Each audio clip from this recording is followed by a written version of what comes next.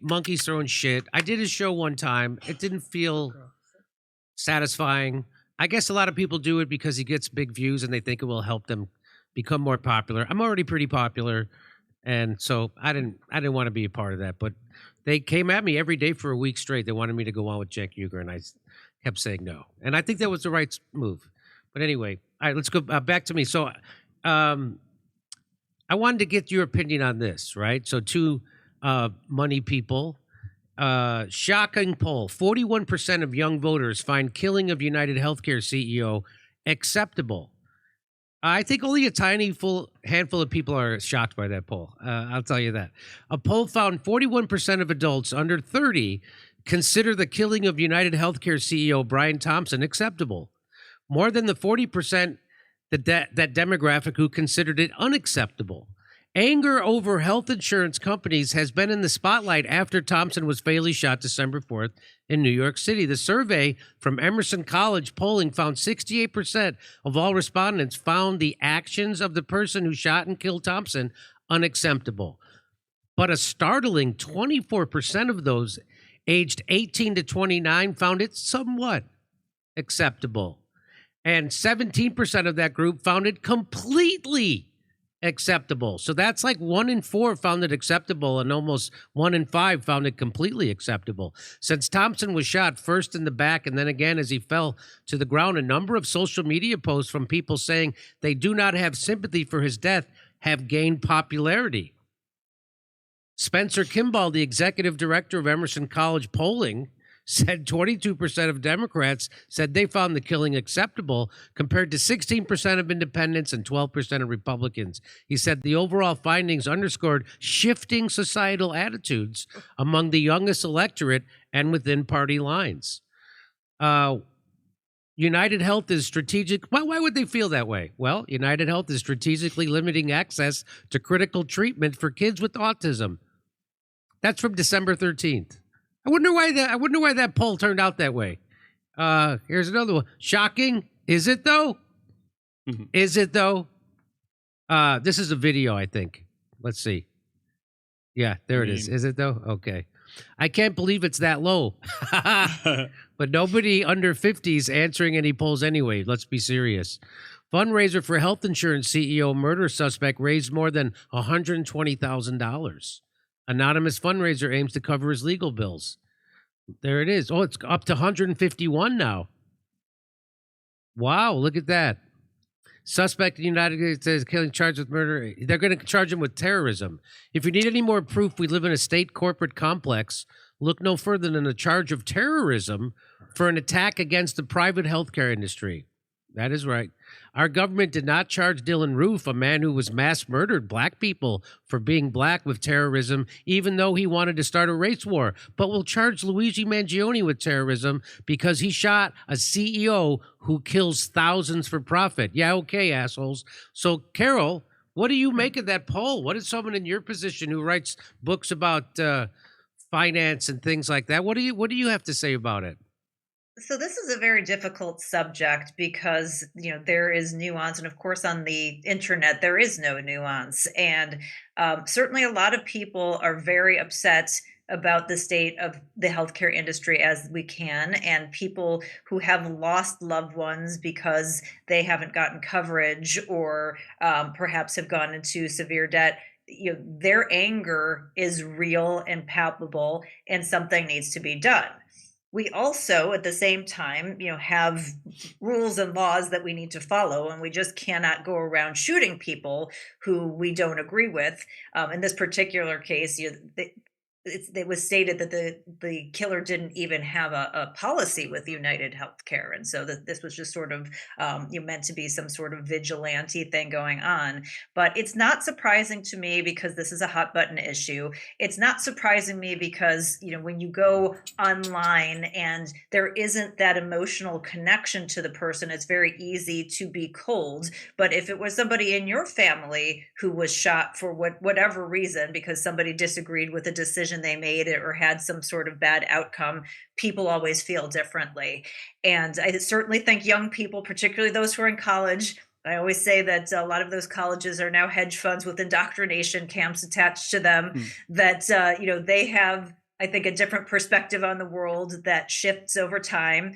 And then my sort of silly but honest take is that the shooter was attractive, and unfortunately, when there's always a hot murderer or a hot terrorist, people have sympathy for them because they're good looking. It happened with Bundy. It's happened over and over again. So his face card has elicited a very different reaction than if this guy was like nerdy and pimply faced and had kind of glasses. We would see a very different reaction. I think maybe a couple quiet cheers, but probably not the same reaction. But it speaks to the fact that we do need a reckoning. And I don't think it's just about this.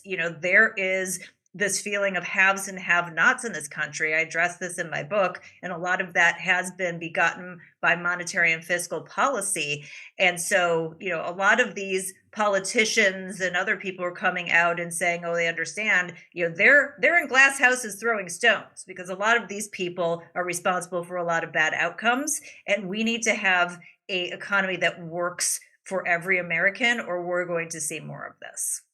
Paul, do you think this kind of signals a moment where they're afraid that the masses might get together and actually do something in a concerted effort? Because they're making a big deal out of this killing. They just had 50 cops perp walk him out to a thing. They're charging him with terrorism. It's like this seems to have scared the ruling class. And what do you make of it? I look at it just like when France went for independence and it slaughtered and hung all the French royalty.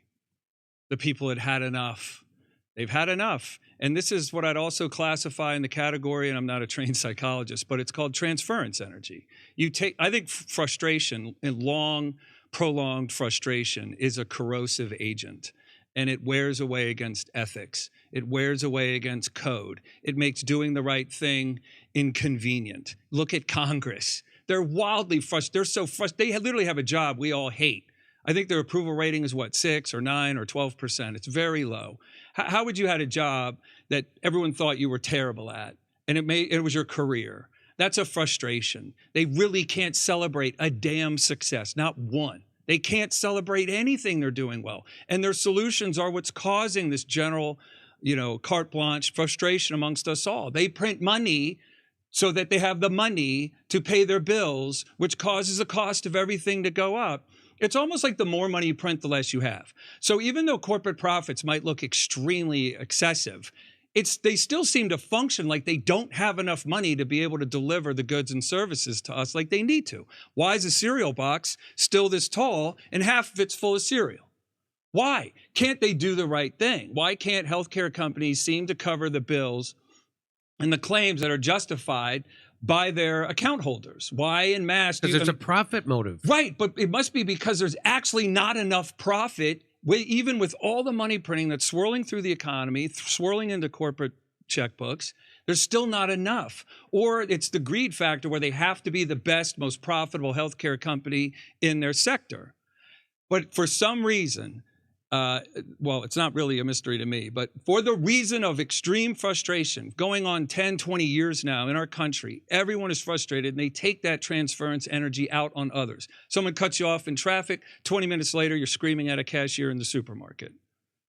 It's transference. It's a symptom. Yeah. So would you think this is, so I never, I don't understand why, we don't even have what other countries have, right? We don't have a guaranteed health care, let alone, family leave, let alone, in other countries. I was just in Europe, and, when you go to a place like Copenhagen, you go to a place like Oslo, it's like, oh my God, human beings actually can make societies that work. Why? Well, there they have, if you have a kid, they'll help you out. They'll give you childcare. They don't do that in the United States. No. They'll give you parental leave. All these things. Plus, they'll give you health care guaranteed. and they don't have the carceral state. They don't have. We have 5% of the world's population. We have 25% of the world's prison population because we have a for-profit private prison industry, and people like Joe Biden work for those people. Right. We just had a judge who got caught sending children as young as 8 years old, took $2 million to send them to detention centers when they didn't deserve it. Joe Biden just pardoned that guy. I mean, so it's everywhere. I really don't know what my question is, but I just don't. Do you? Does this? When do you think there'll be a breaking point where Americans stand up and say, "Hey, it'll be financial. It'll be when the inability to drain the resource, the dollar, or a vote to continue to pay the country's Democrats bills that did the not economy doesn't vote for produce that enough revenue to iteration. pay. When that resource, the dollar, is exhausted, I believe only and it 2 all did, stops. but today it's in the that simplest version, thing in the world. It's the hardest thing to get your head around because when you live in America and the flag's the best in the country, and we have the NFL and Major League Baseball and the NBA. Well, look, I think the first thing to remember is that there was a bill on the floor that was actually done that was a bipartisan compromise, right? And so I think everyone on the Democratic aisle would have preferred that bipartisan compromise that Speaker Johnson was a part of. He worked with Leader Jeffries. The White House was ready to sign the bill. And this was all thrown into chaos, right, by Elon Musk, someone who's not elected, right, and has a lot of sway, obviously, over the Trump administration, someone the who incoming just Trump. moved to this planet and thought, how the hell are you guys doing operations and you owe $2 trillion to yourselves? Like you're just borrowing it against your future version of money to solve problems. Like how could you possibly think printing money would solve a problem? It does for the moment, but eventually down the road, there's hell to pay. So when we're financially incapable of printing enough money fast enough to pay the bills, it all stops. You get your country back, the government fails. And I'm not making this prediction like I have a crystal ball that's better than anyone else's. It's just the math story. It's literally following the breadcrumbs from the past into the future, knowing that math is a value set, that resources must continue to have potency like the dollar, and when they're exhausted, then everything that resource supported dies. Now, I see it that clearly. That's the only thing that changes, the wrecking ball that changes Washington is a financial breakdown. And everyone who makes good money runs around going, Paul, you're nuts, that's silly, this is ridiculous. And that's called normalcy bias. 75% of people hearing about the dam is going to burst someday will disbelieve you. They'll think you just want everyone to clear out so you can knock their homes down and build a retirement community or a golf course. They just can't hear what this mathematical truth is. But that's why I keep repeating it, because it's true. It's in play. It's not a virtual reality. What we live in is a virtual reality. Carol, anything to add to that? Yeah. Yes, I want to tie these topics we're talking about together because Paul's making some really strong points. The challenge that we have is that we have a financially illiterate populace, and that has been done by design so that they can do the things that Paul's been talking about. Mm-hmm. But it also speaks to the fact why we're not in the interim going to address this, and we're not going to stop the printing money. And Paul, I think you'll agree with me here, because if to do that is going to require things like cutting Social Security or Medicare or revamping these things. And just as we talked about, can you imagine what's going to happen with the frustrated populace and politicians if they just took out a CEO and you have a bunch of politicians who say, oh, sorry, now you're not getting, the Social Security we promised you and the Medicare and the Medicaid, because what people don't understand is they're very fixated on the nominal value, the dollar amount, the I'm getting $1,000 or $2,000 or $3,000, whatever that actual number is, and they do not understand purchasing power. Right. So they may get their $3,000, but it's going to buy them absolutely nothing. If you try to explain this to people and say, they've been lying to you forever, this isn't going to work, let us fix this, we're going to continue along the same trajectory because there is no political will, and the backlash will be too strong because we don't have enough people who understand the nuance here. Yeah. Well, do you have time for one more story, Carol? Sure. So I wanted to ask you both about this. So China-Trump talk up prospects for U.S.-China collaboration, right? So now all we've been hearing about for the last 4 years is war with China, legit war over Taiwan. And here is China's top diplomat urges U.S. to make the right choice. Trump calls China's Xi an amazing guy, says China and U.S. can solve all the world's problems. China warns Trump not to interfere in its internal affairs. And so I often quote this guy's Twitter feed, Arnaud Bertrand. He's got some great points. He says, this potentially changes everything. It looks like Trump's envisions of U.S.-China G2.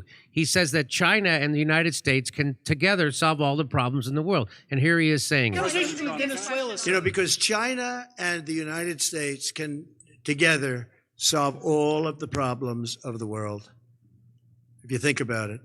So it's very important. And, he was a friend of mine. I mean, he was here for a long time, right in that spot, except sitting in a very comfortable chair. He wasn't standing like you are. But we spent hours and hours talking. And, he's an amazing guy. Have you spoken to Venezuela? The press hates when I say that, but he's an amazing person. Have you spoken to anyone in Venezuela, sir? Dictator Xi. So he's talking about dictator Xi. So from the point of view of a citizen of Earth, I'm all for improved relationships between the U.S. and China. And so far, despite some of his hawkish appointments, all the statements by Trump himself point to that. Actions must follow, of course, which is anything but a given. But U.S. rhetoric often bears little correlation to their actions. From the point of view of Europeans, though, a U.S.-China G2 would be a strategic disaster of the highest order for Europe. In fact, it's long been something that many European strategic thinkers have warned about. If the United States and China G2 materializes without Europe at the table, it will be on the menu. A U.S.-China G2 would effectively mark an end to the undeclared war we've been witnessing these past few years and declare the United States and China to be the two winners, setting the new rules of the game together the way the winners of World War II did. Europe had de Gaulle and Churchill back then to defend its interests. There's virtually no one today to defend Europe, which is why I've long said it was so strategically dumb for Europe to blindly follow the United States and its hostile strategy against China, as one day, which looks like it may be coming soon, the United States would be bound to flip its position, leaving Europe exposed and with a damaged relationship with China. The smarter approach would have been to maintain an equally balanced relationship with both powers while building up European strategic autonomy instead of following Washington's lead on chip restrictions, decoupling initiatives, and confrontational rhetoric. Europe could have carved out its own path. The question now is whether Europe can still recover its strategic position. And unfortunately, the challenge appears nearly insurmountable. Years of strategic complacency have left Europe vulnerable at precisely the moment when strength and independence are most crucial, with a complete absence of leaders of the caliber needed to navigate such tricky waters. Love how it's already being mischaracterized by China watchers as Trump playing into Beijing's hands. And there it is. Somebody with a Ukraine flag in their thing is saying that he shouldn't be doing this. What do you have to say about this, Carol? Well, first of all, Europe, they are paper tigers. These are people who unfortunately have lost all of their sort of strategic bargaining power and strength, and they're sort of at the mercy of whatever else is happening. And so they're trading off their status of decades ago, and they're just going to have to get whatever is given to them because that's just really the position that they've put themselves in financially and otherwise. I think what Trump is doing here is very much art of the deal. One of the things that is very important for China to be at all somebody that you can negotiate with is for them to feel like they are being seen on equal footing. So whether or not Trump really actually feels that way or anyone in America feels that way, for Trump to extend the olive branch to say, yes, we are partners, we are equals, really gives China what it wants. It gives them that feeling that, okay, we're being taken seriously, and opens up more negotiations. The reality is that China has us in a very bad strategic position. We're still very reliant on them for a lot of rare earth minerals, pharmaceutical ingredients, other supply chain ingredients. You would think we would have figured this out after COVID, but of course, that's not the case. And there are other implications from a currency perspective, an energy perspective, that's all very much intertwined. So for us to have a congenial relationship with China, that doesn't mean that we're kowtowing to them. It doesn't mean that we agree with everything that they're doing, but just something that kind of keeps things steady, I think makes a lot of sense. And I think as you see Trump's language, he's going to continue to use language that may not reflect his actual feelings, but is important to do in order to be able to keep the peace. Now, before I go to you, Paul, this idea comes from the establishment, this G2 idea, meaning just China and the United States running the world. It comes from Zbigniew Brzezinski, Kissinger, Fred Bergsten, and there it is in an old Wikipedia. China has actually historically been very critical of it, even rejecting the very concept. Here's, for instance, what Chinese Premier told Barack Obama when the idea was floated during his administration. The main reason we don't agree with the concept of a G2 are, first, China is a developing country with a large population, and we remain clear-headed about the long road ahead to build a modernized nation. Second, China pursues an independent and autonomous peaceful foreign policy and does not ally with a country or group of countries. Third, China maintains that world affairs should be decided jointly by all countries, not dictated by one or two countries. And again, now we have the proposal coming from the United States, not China, and we can quite safely assume it will likely again face quite a lot of opposition from China. And hilariously, many on Chinese social media point out in reply to Trump's statement that China and U.S. can solve the world's problems, that most of these problems are created by the United States. And there's one. And just one more. Here's from your most recent Substack, Paul, where you have you show that when U.S. manufacturing went down, China's GDP went up because we shifted all our manufacturing over to China, and then there's U.S. debt went exactly right down with their. So what do you have to say about this latest salvo from Trump that U.S. and China can solve the world's problems? I think it's ridiculous.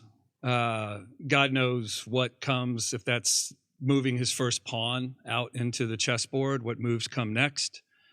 But you literally have a government in China that is communist. They aren't just like, can IBM and Xerox get along? Can Microsoft and Apple get along? Those two businesses are seeking the same thing: happy customers, a good product, made quality, sold at an efficient price, and turn a profit and continue to live forever. Communism is the consumption of privacy, the destruction of rights. It is the ownership of all things within the country. I think if the Chinese learned something from Stalin, it's that Stalin eventually ran out of bodies. I mean, it's estimated 50 million people died to support communism in the Soviet Union because you have to have extraordinarily cheap labor to make the system work. And when you look at China's longevity, they have to have the world. If they can throw a communist blanket around the planet because they're the manufacturing base and keep their labor very low, they can own everything inside on the planet as far as financial contributions go and consumption of goods goes. And there'll be no threat to them. They have to evacuate what the threats are to communism, and that's capitalism. They have to rein that in. They have to make us slave to their economy. They're never going to give us our manufacturing back. Our economy couldn't take the manufacturing back. You'd be taking back something that costs $3 to make the widget in China and would cost $30 to make it today in America. And that's all due to the money printing causing commodity prices to go higher and the cost of living here in America to be extraordinarily impossible to satisfy by corporate salaries paid for the workers to have the thing made here. It can't happen. Their idea, they're building a space base in Chile. Why in Chile? Because that desert gives you the clearest view of space, one of the clearest views in space on Earth. They're going to weaponize space. They take out our satellites, we're out. It's over. And they can beat us without murdering any of our citizens or firing a shot into our homeland. It's the anaconda principle. Just surround them and eventually suffocate and choke them out. The anaconda doesn't bite.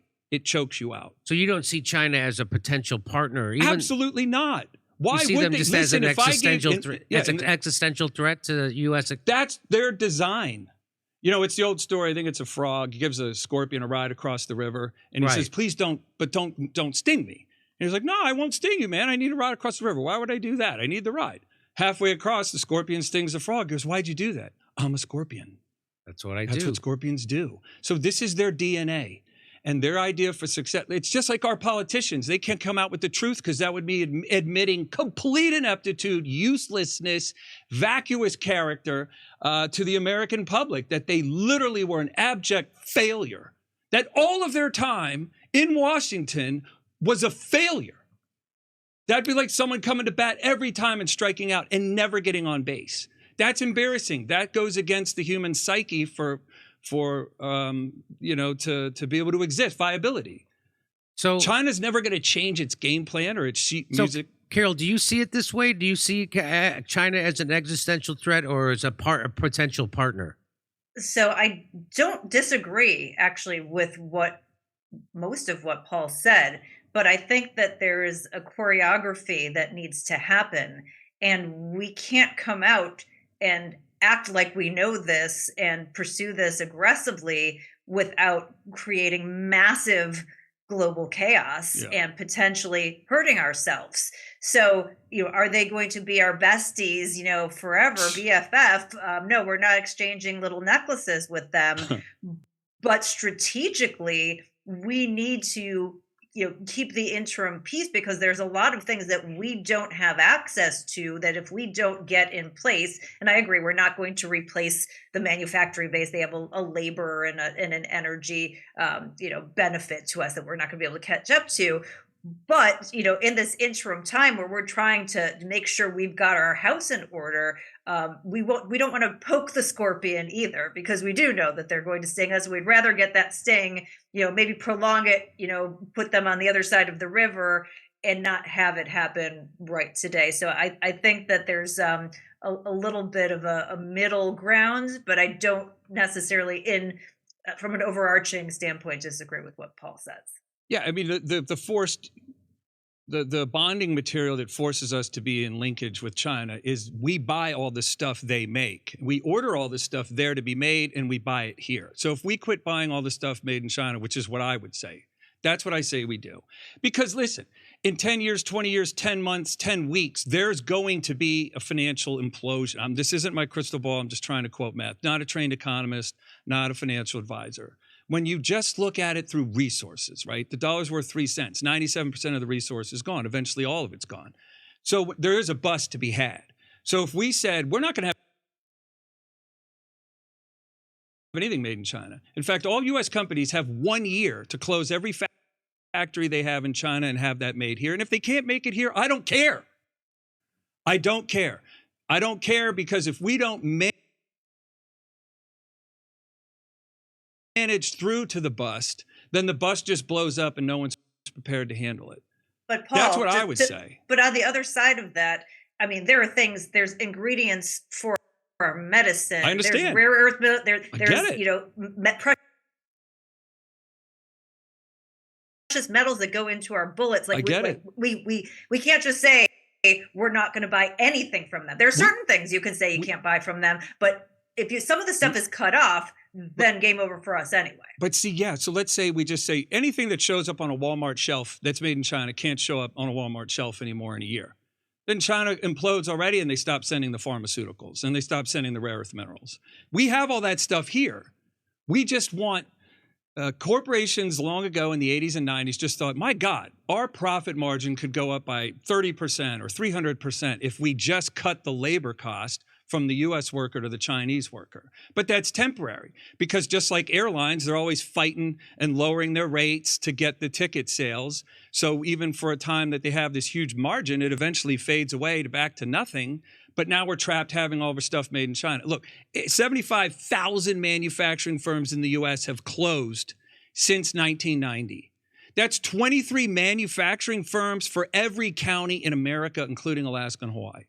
just to give you an idea of how our leadership, if that's what you want to call it, the people we elected to put in charge of the Constitution and defending our rights and interests, have literally exported all of our manufacturing, and the pharmaceutical stuff and the military stuff are just extreme examples of the lunacy and the vacuous nature of our elected officials' characters that could ever say yes to a corporation whispering in their ear Monday through Friday, let us set up our factories, or let us have the pharma made there, let us have the military technology made there, let's have it all made there because it's cheaper and it'll be good for American people. How the hell can you hear that and go, but there's a constitution, so I can't allow you to do that? They didn't stand for anything ethical or anything fundamental. And that's why we're in this situation today. We're in that Chinese finger trap where the harder you pull, the more you're stuck. That's why I say you cut it. I say we're in end stage of our republic, but I don't want to be that. But mathematically, we are. We are. But then we get it back because this is still America, full of Americans. Only the largesse of government is keeping us from joining the pursuit of happiness here. That may be that will never happen. They will never do that. Right? You know that won't happen. But that's that. So because suggesting our country's run by businessmen, economic hitmen in the West who don't care about this country. Right. They only care about making more money. So today. And just for today. Yep. Yes. Right. Isn't that the problem? Which is very short-sighted in many cases, because they can capture the dollar today, but if that doesn't allow for the dollar tomorrow, it doesn't do them any good. And unfortunately, we have a lot of a really big short-termism problem, not with free markets, but with the cronyism that's going on, and the fact that the businesses and government can be in this together.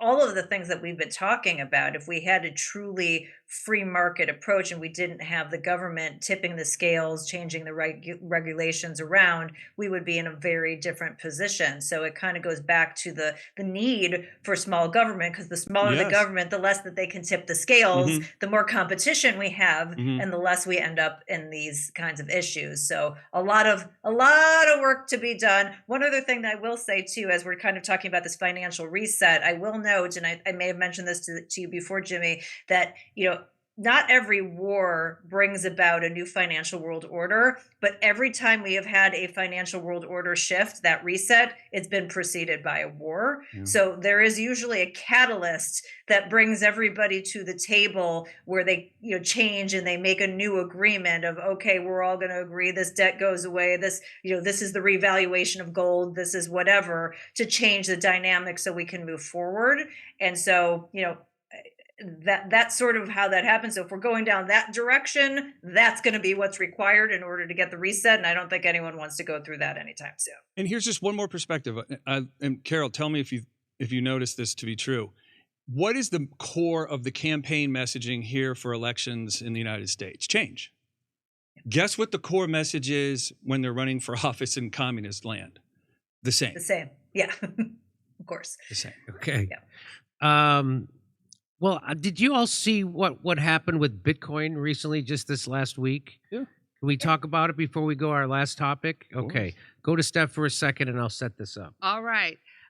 This is from No8790. You join the military because you are poor. Healthcare and education are the carrot to lure the poor into serving. That's why we'll never have single payer or free education. No. SS, thank you, SS, for your generosity. Derek, thank you, Derek. DC, WikiLeaks Vault 7 publication revealed that the FBI and CIA can intercept messages sent over the Signal app